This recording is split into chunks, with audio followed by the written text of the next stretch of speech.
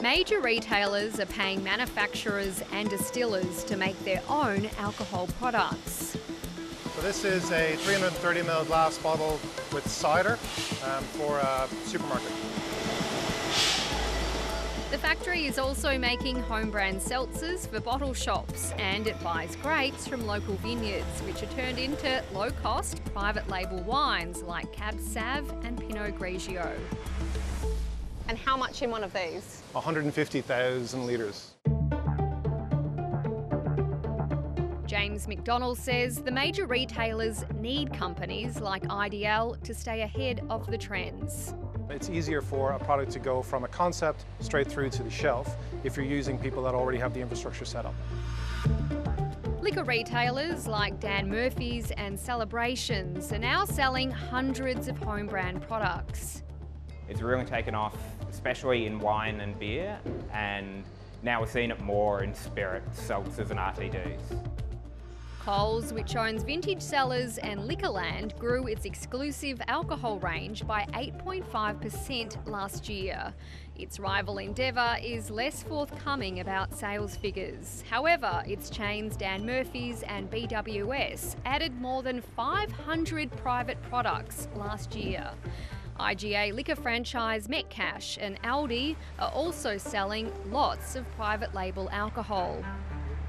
They control the cost of production, there's no marketing or wholesale costs involved, and then they have a product that's exclusively on their shelves. Although the shopper doesn't always know they're buying it.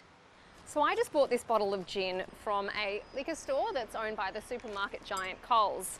It looks pretty boutique. It says it's made in Tasmania, but if you flip it over here, it says it was made by a Coles subsidiary company, making this homebrand. I actually thought it was a small Tasmanian producer, and I thought, how could they do it that cheap? The Australian spirits wholesaler is worried that small distilleries are being undercut. A consumer wouldn't even know that they're buying a private label like they did years ago. And it's almost deceiving the public, I believe. They're mimicking small business and small spirit brands.